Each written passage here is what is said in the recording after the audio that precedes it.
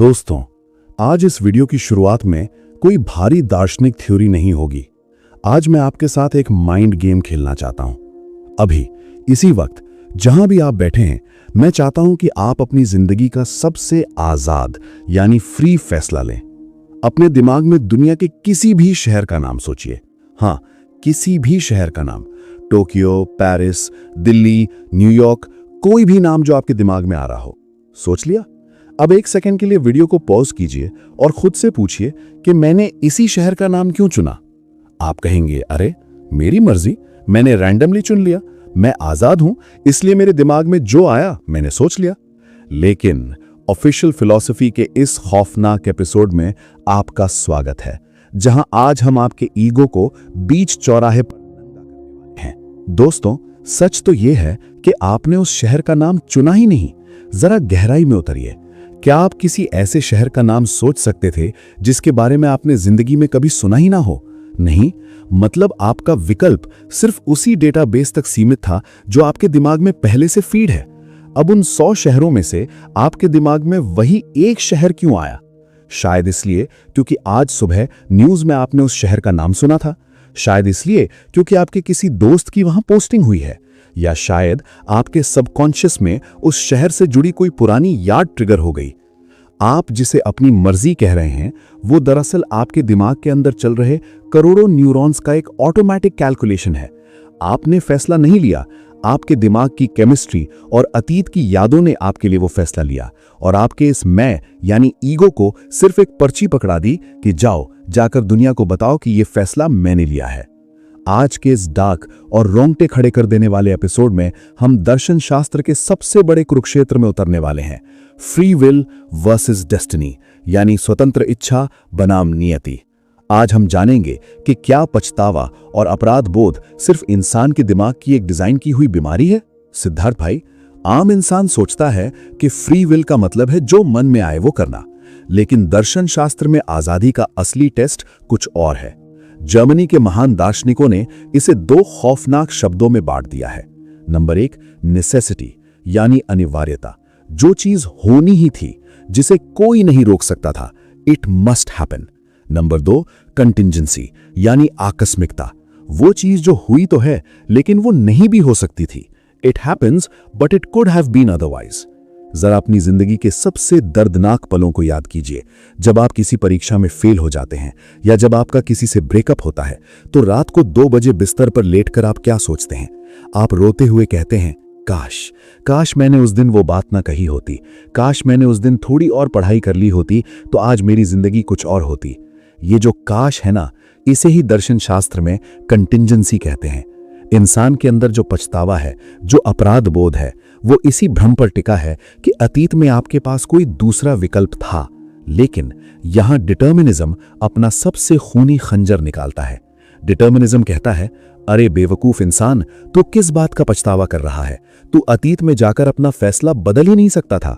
जरा इस लॉजिक को पी लीजिए। मान लीजिए कि कल रात आपने चाय की जगह कॉफी पीने का फैसला किया। आपको लगता है कि आप आजाद थे, आप चाय भी चुन सकते थे, लेकिन डिटर्मिनिज्म कहता है कि उस पल, उस सेकंड में आपके शरीर की थकान का जो लेवल था, आपके दिमाग में डोपामीन का जो स्तर था और आपकी पुरानी आदतों का जो दबाव था, उन सब ने मिलकर कॉफी पीने के फैसले को अनिवार्य बना दिया था। अगर आप टाइम मशीन में बैठकर 100 बार उसी रात में, उसी पल में वापस जाएं और आपके दिमाग की केमिस्ट्री बिल्कुल वैसी ही हो, तो आप 100 की 100 बार कॉफी ही चुनेंगे। Given the exact same conditions, you could not have chosen otherwise. इसका मतलब है कि कंटिंजेंसी यानी दूसरा विकल्प होना सिर्फ और सिर्फ आपके दिमाग का एक धोखा है। जो हुआ है वही हो सकता था, जो नहीं हुआ वो कभी हो ही नहीं सकता था। आपका पछतावा सिर्फ एक बेवकूफी है। और दोस्तों, अगर आपको लगता है कि ये सिर्फ फिलॉसफी की किताबी बातें हैं, तो अब जो मैं आपको बताने जा रहा हूं वो आपकी सांसें रोक देगा। 1983 में बेंजामिन लिबेट नाम के एक बहुत बड़े न्यूरो साइंटिस्ट ने इंसान की फ्री विल पर एक ऐसा खौफनाक एक्सपेरिमेंट किया जिसने पूरी दुनिया के धर्मों और दर्शन शास्त्र की जड़ें हिला दी। लिबेट ने कुछ लोगों के दिमाग में इलेक्ट्रोड्स यानी तार लगाए। उसने लोगों से कहा कि तुम्हारे सामने एक बटन है, जब भी तुम्हारा मन करे अपनी आजाद मर्जी से इस बटन को दबा देना और जिस सेकंड तुम्हारे मन में बटन दबाने का ख्याल आए वो टाइम नोट कर लेना।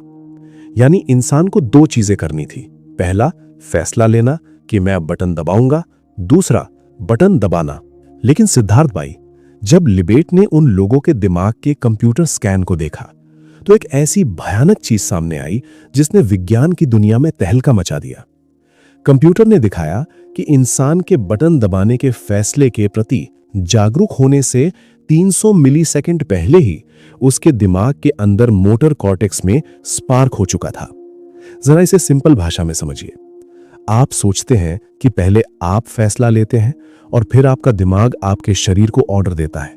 लेकिन लिबेट के एक्सपेरिमेंट ने साबित कर दिया कि आपका सबकॉन्शियस दिमाग आपसे 300 मिलीसेकंड पहले ही फैसला ले चुका होता है और 300 मिलीसेकंड बाद वो फैसला आपके चेतन मन यानी ईगो के पास एक नोटिफिकेशन की तरह आता है और आपका ये घमंडी मैं यानी ईगो उस नोटिफिकेशन को देखकर सोचता है कि वाह, ये फैसला मैंने लिया है। आप इस कंपनी के सीईओ नहीं है दोस्तों, आप तो इस कंपनी के सिर्फ एक पीआर मैनेजर हैं। असली फैसले तो दिमाग के उस अंधेरे तहखाने में लिए जा रहे हैं जहां तक आपकी पहुंच ही नहीं है। सिद्धार्थ भाई, अगर बेंजामिन लिबेट का यह एक्सपेरिमेंट सच है, अगर हमारा दिमाग हमारे जानने से पहले ही हमारे लिए फैसले ले रहा है, अगर कंटिंजेंसी यानी काश मैं कुछ और कर पाता सिर्फ एक धोखा है, तो फिर एक ऐसा सवाल खड़ा होता है जो पूरे मानव समाज को जलाकर राख कर सकता है। अगर हमारे पास कोई फ्री विल है ही नहीं, अगर हम सिर्फ अपने दिमाग की केमिस्ट्री और डीएनए के गुलाम हैं, तो फिर जब कोई आतंकवादी किसी मासूम की जान लेता है तो हम उसे सजा क्यों देते हैं? क्या वो कातिल जिम्मेदार है या उसकी बायोलॉजी ने उससे वो खून करवाया? अगर सब कुछ तय है तो फिर डेस्टिनी और डिटर्मिनिज्म में आखिर क्या फर्क है? क्या दोनों एक ही चीज है? अगले पेज में यानी पेज 2 में हम इसी खूनी कुरुक्षेत्र में उतरेंगे। हम एक बहुत ही डार्क और खतरनाक थ्योरी का दरवाजा तोड़ेंगे जिसे कहते हैं कॉम्पैटिबिलिज्म यानी समन्वयवाद। हम जानेंगे कि कैसे कुछ दार्शनिक इस गुलामी के बीच में भी इंसान के लिए आजादी की एक छोटी सी खिड़की ढूंढने की कोशिश करते हैं। तैयार हो जाइए, क्योंकि पेज 2 आपके सही और गलत के पूरे पैमाने को तोड़ने वाला है। दोस्तों, सिद्धार्थ भाई ने आपको पिछले एपिसोड में बताया था कि हमारा दिमाग कैसे हमसे पहले ही फैसले ले लेता है, लेकिन आज मैं दर्शन शास्त्र के इतिहास का वो सबसे डार्क और खौफनाक उदाहरण आपको देने जा रहा हूं, जिसे सुनने के बाद आप शीशे में खुद को एक इंसान की तरह नहीं बल्कि एक कठपुतली यानी पपेट की तरह देखेंगे। 17वीं सदी में एक बहुत ही विद्रोही दार्शनिक पैदा हुआ था जिसका नाम था बारूक स्पिनोजा। स्पिनोजा ने इंसान की फ्री विल यानी आजादी का ऐसा मजाक उड़ाया कि उस वक्त के धर्म के ठेकेदारों ने उसे समाज से ही निकाल दिया था। स्पिनोजा ने कहा था, जरा एक पत्थर की कल्पना करो, किसी ने उस पत्थर को पूरी ताकत से हवा में उछाल दिया है, वो पत्थर हवा में उड़ रहा है।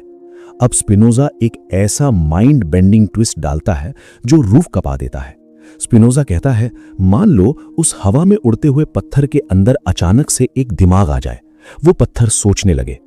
सिद्धार्थ भाई, अगर उस पत्थर के पास दिमाग आ जाएगा तो वो क्या सोचेगा? वो पत्थर हवा में उड़ते हुए नीचे देखेगा और बड़े घमंड से कहेगा, वाह, मैं कितना आजाद हूं, मैं अपनी मर्जी से हवा में उड़ रहा हूं, ये मेरी फ्री विल है कि मैं आगे बढ़ रहा हूं। The stone thinks it is flying because it wants to fly. Spinoza हंसते हुए कहता है, उस बेवकूफ पत्थर को यह पता नहीं है कि उसे पीछे से किसी हाथ ने बहुत जोर से फेंका था। उसे वो हाथ दिखाई नहीं दे रहा, वो सिर्फ अपने उड़ने को महसूस कर रहा है और उसे अपनी मर्जी समझ रहा है।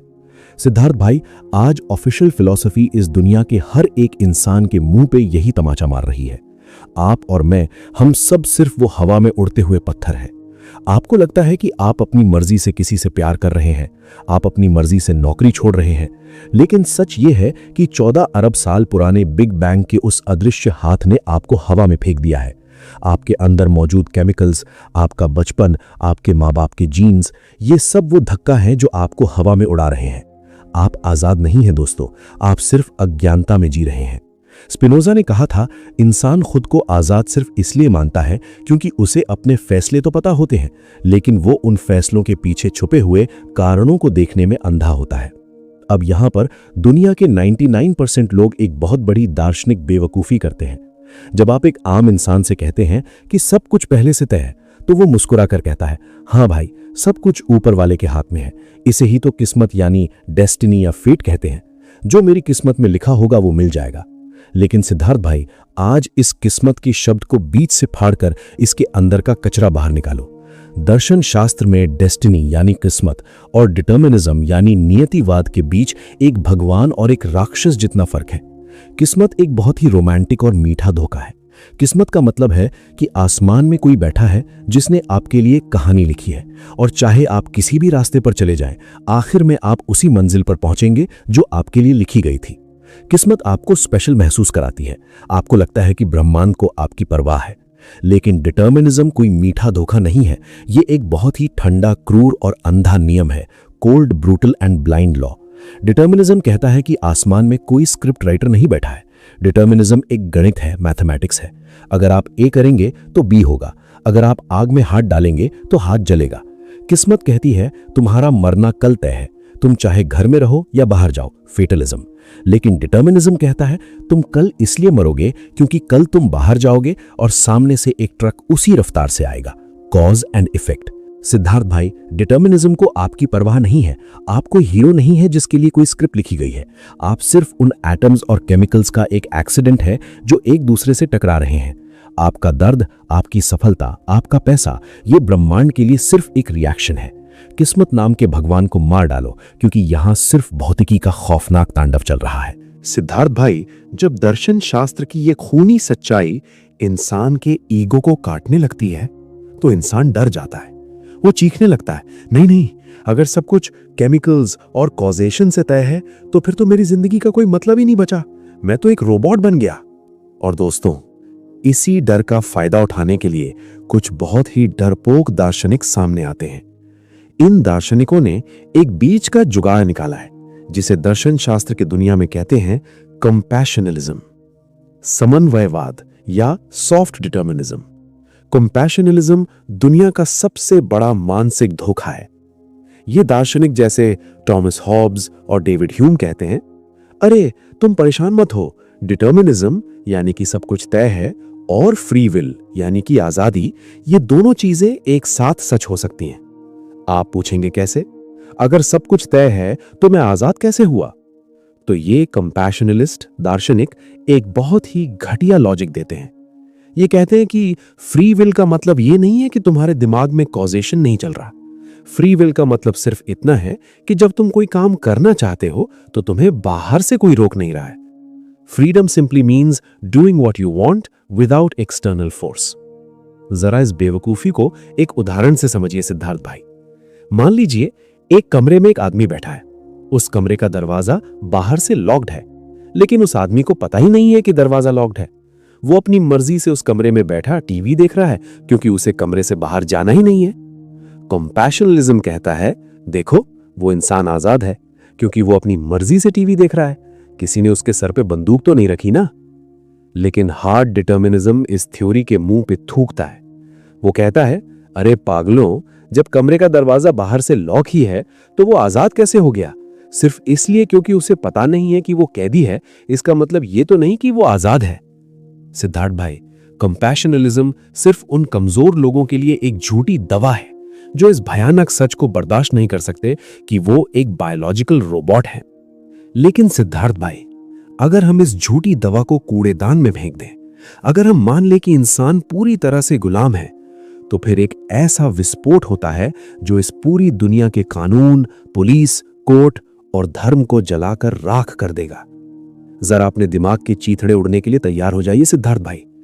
अगर मेरे पास फ्री विल है ही नहीं, अगर मेरे सारे बुरे कर्म मेरे बचपन के ट्रॉमा, मेरे डीएनए और उस पल के केमिकल्स ने करवाए हैं, तो फिर जब कोई कातिल किसी 5 साल के बच्चे का खून करता है तो क्या वो कातिल जिम्मेदार है? क्या हम उसे फांसी पर चढ़ा सकते हैं? अगर उस कातिल के दिमाग ने ही उसे वो खून करने पर मजबूर कर दिया था, तो फिर एक सीरियल किलर और एक साधु में आखिर फर्क ही क्या बचा? दोनों ही तो सिर्फ ब्रह्मांड के नियमों का पालन कर रहे हैं। अगले पेज में यानी पेज 3 में हम दर्शन शास्त्र के सबसे खूनी और विवादित कुरुक्षेत्र में उतरेंगे। हम बात करेंगे मॉरल रिस्पॉन्सिबिलिटी की। हम जानेंगे कि क्या हमें जेलों को बंद कर देना चाहिए? क्या पाप नाम की कोई चीज होती भी है? तैयार हो जाइए सिद्धार्थ भाई, क्योंकि पेज 3 आपके अंदर के इंसान को एक जानवर के बराबर खड़ा कर देगा। दोस्तों, आज मैं आपको कोई फिलॉसफी की किताब नहीं पढ़ाऊंगा। आज मैं आपको इतिहास की एक ऐसी खौफनाक सच्ची घटना के अंदर ले जा रहा हूं जो आपके पाप और पुण्य के पूरे पैमाने को चकनाचूर कर देगी। तारीख थी 1 अगस्त 1966। अमेरिका का शहर टेक्सास। एक 25 साल का लड़का जिसका नाम था चार्ल्स विटमैन। वो लड़का बहुत ही तेज दिमाग का था, अपनी पत्नी से बहुत प्यार करता था और एक एकदम नॉर्मल इंसान था। लेकिन उस रात चार्ल्स विटमैन ने एक चाकू उठाया और सबसे पहले अपनी ही मां का कत्ल कर दिया। फिर उसने अपनी सोती हुई पत्नी के सीने में चाकू घोंप दिया। उसके बाद वो बंदूकों से भरा एक बैग लेकर टेक्सास यूनिवर्सिटी के एक ऊंचे टावर पर चढ़ गया और वहां से उसने नीचे चल रहे मासूम लोगों पर अंधाधुंध गोलियां बरसानी शुरू कर दी। उस दिन उसने 14 लोगों को मार डाला। आखिर में पुलिस ने उसे गोली मार दी। पूरी दुनिया चीखने लगी कि ये इंसान एक राक्षस है, इसे नर्क में जगह मिलनी चाहिए, इसने अपनी मर्जी से इतने लोगों का कत्ल किया है। लेकिन सिद्धार्थ भाई, असली माइंड फक अब शुरू होता है। मरने से पहले चार्ल्स विटमैन ने एक सुसाइड नोट छोड़ा था। उस नोट में उसने लिखा था कि मुझे नहीं पता कि मैं ऐसा क्यों कर रहा हूं। मेरे दिमाग में पिछले कुछ महीनों से बहुत ही हिंसक और डरावने विचार आ रहे हैं। मैं अपनी पत्नी से बहुत प्यार करता हूं, लेकिन मुझे उसे मारने की तीव्र इच्छा हो रही है। मेरे मरने के बाद मेरे दिमाग का पोस्टमार्टम जरूर करना। मुझे लगता है मेरे दिमाग के अंदर कुछ बदल गया है। और दोस्तों, जब डॉक्टरों ने उसके दिमाग का पोस्टमार्टम किया तो जो सच सामने आया उसने पूरी विज्ञान और कानून की दुनिया में सन्नाटा ला दिया। डॉक्टरों ने पाया कि चार्ल्स विटमैन के दिमाग में ठीक उसके एमिगडेला के पास एक बहुत बड़ा ट्यूमर पैदा हो गया था। एमिगडेला हमारे दिमाग का वो हिस्सा है जो हमारे डर और हमारे गुस्से को कंट्रोल करता है। वो ट्यूमर उस एमिगडेला को दबा रहा था और उसी बायोलॉजिकल दबाव की वजह से चार्ल्स एक खूंखार कातिल बन गया। सिद्धार्थ भाई, अब मुझे इस दुनिया के सारे जजों, सारे पुलिस वालों और सारे बाबाओं की आंखों में आंखें डालकर एक जवाब चाहिए। चार्ल्स ने जो 14 मर्डर किए, क्या वो उसकी फ्री विल थी? क्या उसने अपनी मर्जी से वो कत्ल किए, या फिर उस ट्यूमर ने, उस बायोलॉजी ने उससे वो ट्रिगर दबवाए? अगर आप कहते हैं कि ट्यूमर की वजह से ऐसा हुआ, तो इसका मतलब चार्ल्स कोई राक्षस या पापी नहीं था। वो तो खुद अपनी बायोलॉजी का एक लाचार शिकार था। और दोस्तों, डिटर्मिनिज्म इसी बात को एक ऐसे मुकाम पर ले जाता है जहां इंसान का ईगो कांपने लगता है। डिटर्मिनिज्म कहता है कि अरे बेवकूफों, चार्ल्स के दिमाग में तो एक ट्यूमर था जो तुम्हें माइक्रोस्कोप में दिख गया, लेकिन इस दुनिया का हर एक कातिल, हर एक चोर और हर एक इंसान किसी ना किसी कारण से ही तो ट्रिगर हो रहा है। किसी के दिमाग में ट्यूमर है तो किसी के बचपन में उसके शराबी बाप ने उसे बेल्ट से पीटा था, यानी साइकोलॉजिकल ट्रॉमा। किसी की जेनेटिक्स में ही गुस्सा भरा हुआ है तो किसी के शरीर में उस वक्त टेस्टोस्टेरोन का लेवल इतना हाई था कि उसने किसी का खून कर दिया। इस ब्रह्मांड में बुरा या पापी नाम का कोई इंसान नहीं है। सिर्फ और सिर्फ खराब बायोलॉजी, खराब बचपन और कारण परिणाम का गणित है। जरा सोचिए सिद्धार्थ भाई, जब एक शेर जंगल में किसी हिरण को जिंदा चबा जाता है तो क्या आप उस शेर को कहते हैं कि ये शेर पापी है, इसे जेल में डालो? नहीं, आप कहते हैं कि अरे ये तो प्रकृति है, शेर की बायोलॉजी उसे ऐसा करने पर मजबूर करती है। तो फिर जब एक इंसान दूसरे इंसान को मारता है तो हम उसे पापी क्यों घोषित कर देते हैं? क्या इंसान इस प्रकृति और बायोलॉजी से बाहर की चीज है? नहीं, सच्चाई ये है कि नैतिकता और पाप पुण्य सिर्फ समाज के बनाए हुए खौफनाक धोखे हैं। इस ब्रह्मांड को आपके सही और गलत से कोई फर्क नहीं पड़ता। यहां सिर्फ एटम्स टकरा रहे हैं और केमिकल्स अपना काम कर रहे हैं। सिद्धार्थ भाई, जब ये जहर आम इंसान के दिमाग में उतरता है तो वो पागल होने लगता है। वो चीखता है कि अगर कोई इंसान जिम्मेदार है ही नहीं, अगर सब कुछ बायोलॉजी और डिटर्मिनिज्म है, तो फिर हमें इस दुनिया की सारी जेलों को खोल देना चाहिए, सारे कातिलों को छोड़ देना चाहिए, क्योंकि आखिर उनकी भी क्या गलती है, बेचारे केमिकल्स के गुलाम हैं। लेकिन दोस्तों, ऑफिशियल फिलॉसफी कोई बेवकूफों का कल्ट नहीं है। यहीं पर दर्शन शास्त्र का सबसे डार्क और प्रैक्टिकल मास्टर स्ट्रोक आता है। इसे कहते हैं द क्वारंटीन मॉडल। जरा अपना लॉजिक लगाइए। मान लीजिए आपके मोहल्ले में कुत्ता है, उस कुत्ते को रेबीज की बीमारी हो गई है।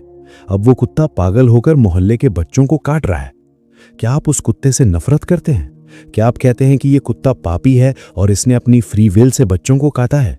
नहीं, आपको पता है कि वो कुत्ता अपनी बीमारी का गुलाम है, वो अपनी मर्जी से नहीं काट रहा।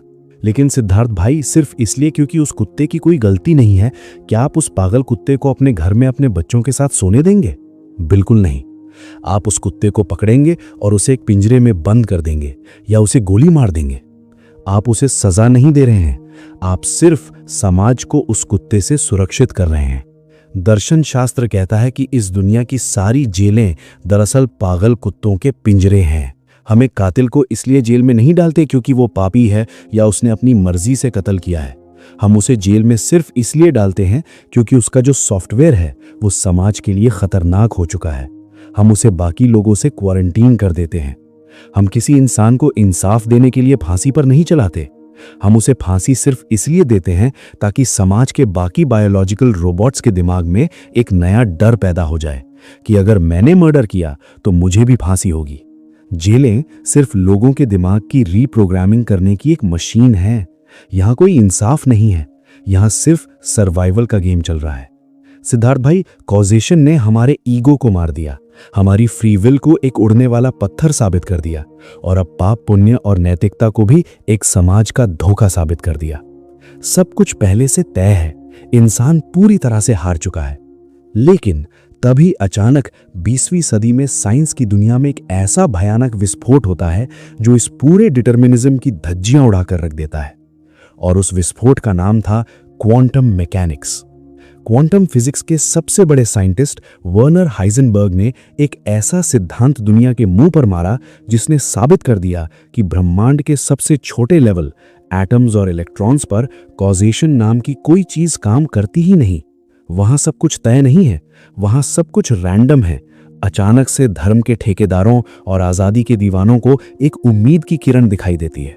वो चीखने लगते हैं कि देखो, क्वांटम फिजिक्स कह रही है कि ब्रह्मांड तय नहीं है, ब्रह्मांड रैंडम है।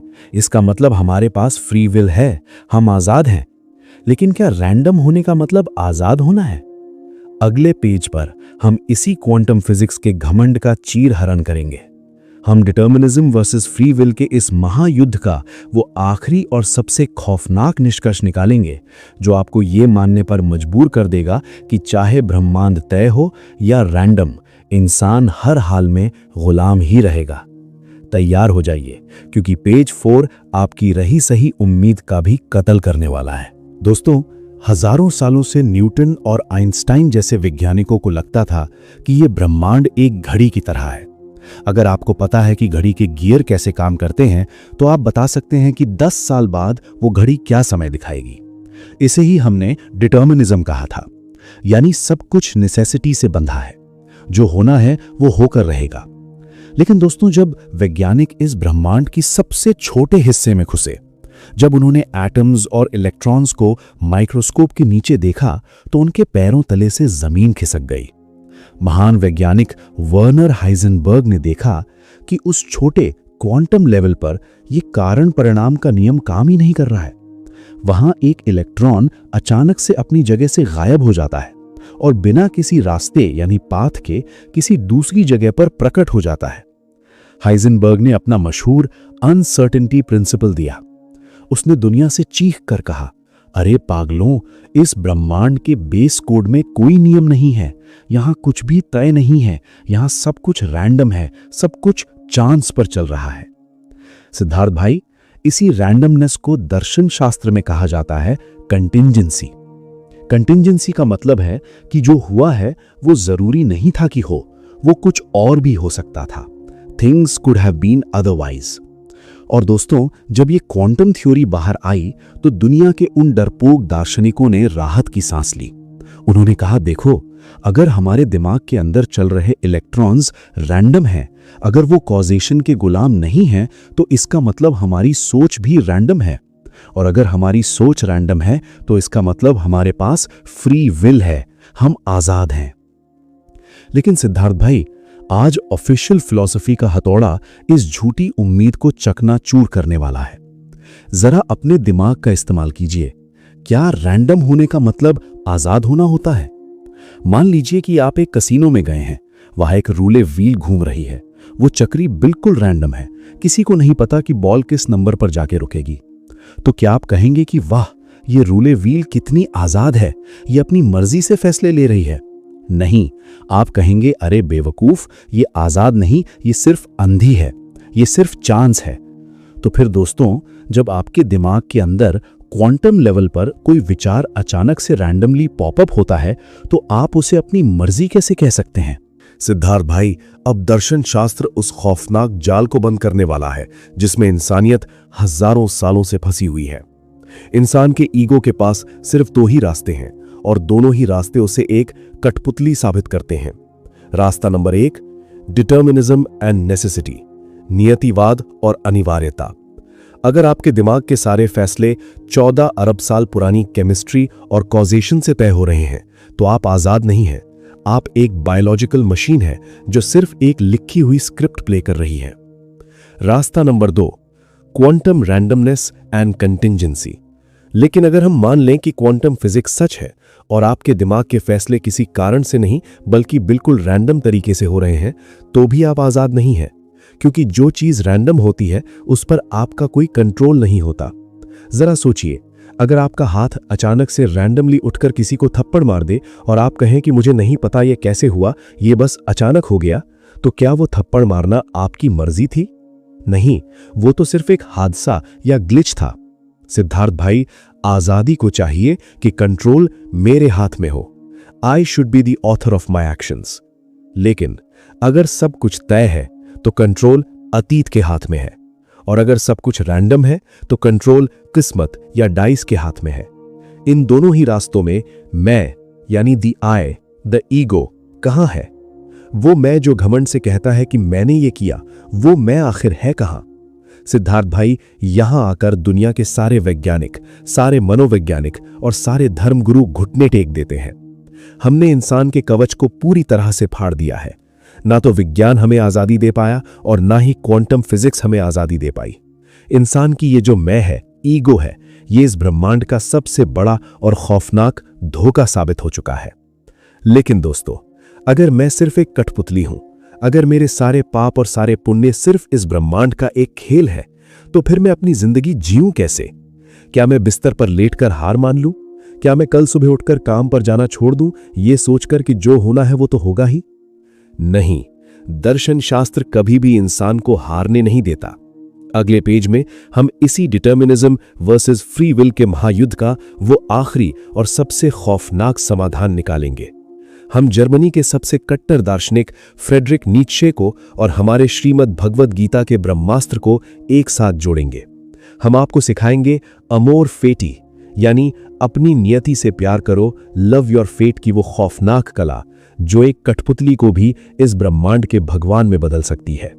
तैयार हो जाइए, क्योंकि द ग्रैंड फिनाले पेज 5 में आप इस जेल की दीवारों से आजाद नहीं होंगे, आप उस जेल से ही प्यार करना सीख जाएंगे। दोस्तों, जब आम इंसान को पता चलता है कि उसके पास फ्री विल नहीं है, तो वो सबसे बड़ी बेवकूफी क्या करता है? वो फेटलिज्म का शिकार हो जाता है।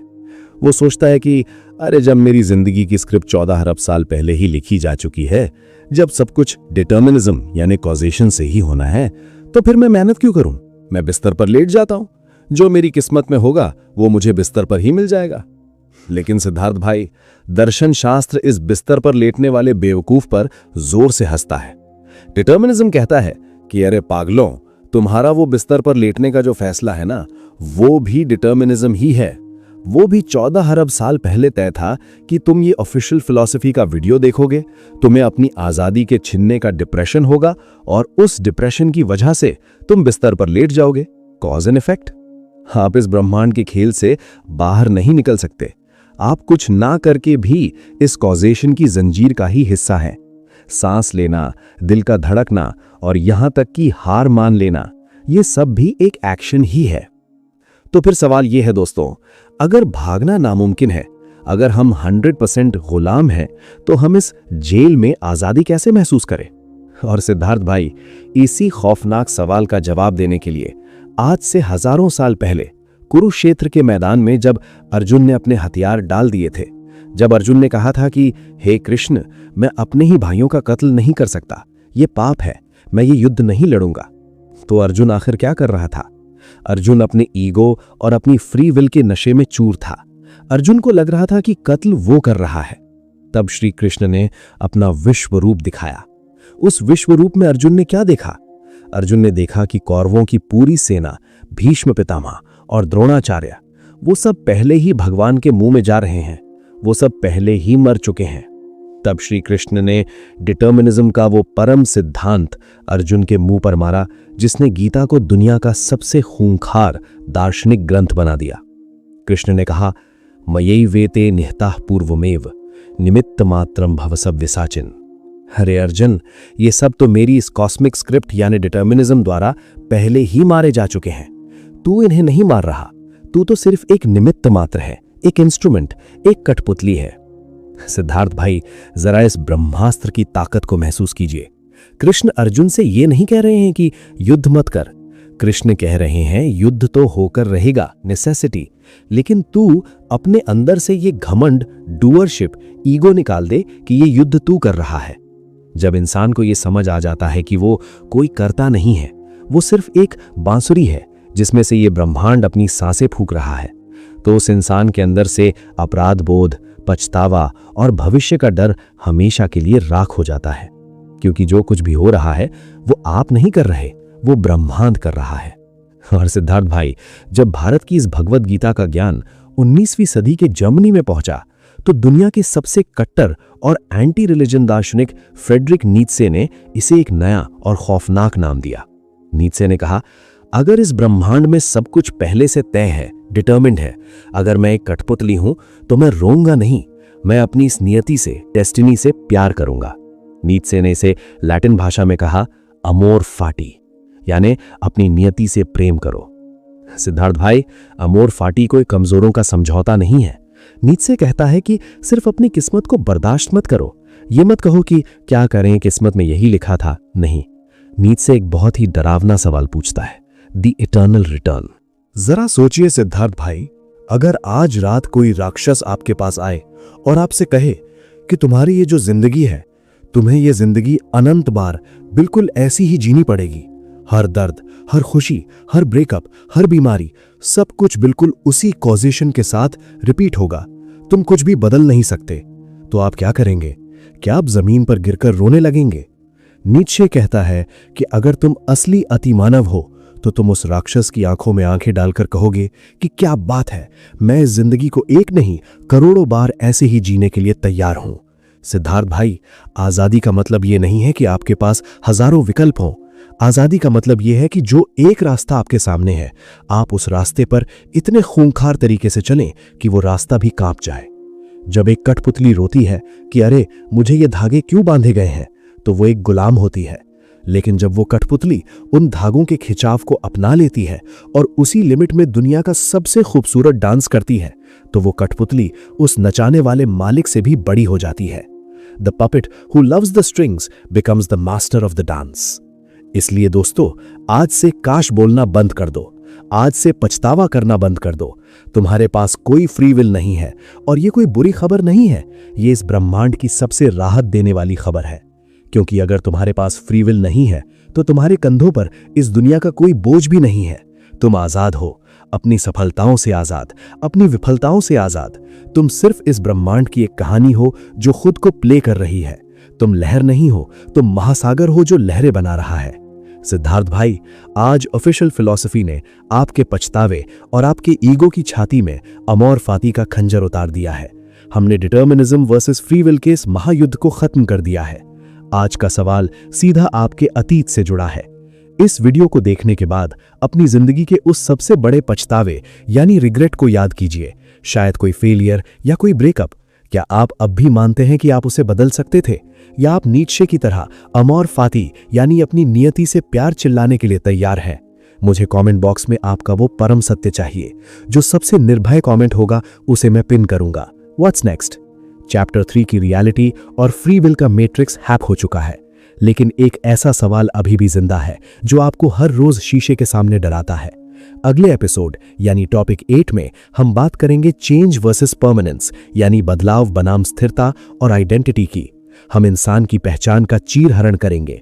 जरा सोचिए, 10 साल पहले वाला आपका शरीर और आपके विचार पूरी तरह से मर चुके हैं। तो फिर वो इंसान आखिर कौन है जो आज आपका नाम इस्तेमाल कर रहा है? क्या आप सच में मौजूद हैं या आप सिर्फ एक बहती हुई नदी हैं? YouTube के सोए हुए मैट्रिक्स से बाहर निकलकर इस दार्शनिक फौज की हर हलचल और चैनल की खुफिया अपडेट्स सबसे पहले पाने के लिए नीचे डिस्क्रिप्शन में दिए गए लिंक से हमारे टेलीग्राम ग्रुप में जरूर जुड़ जाइए। और अगर आपके दिमाग में अस्तित्व का कोई तूफान उठ रहा है तो मुझे इंस्टाग्राम पर फॉलो कर सकते हैं। इस दार्शनिक कल्ट का परमानेंट हिस्सा बनने के लिए चैनल को सब्सक्राइब करें।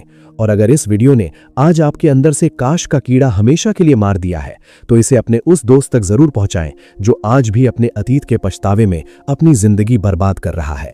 मैं हूं सिद्धार्थ सिंह। मिलते हैं इस कॉस्मिक गेम के अगले एपिसोड में। जय हिंद।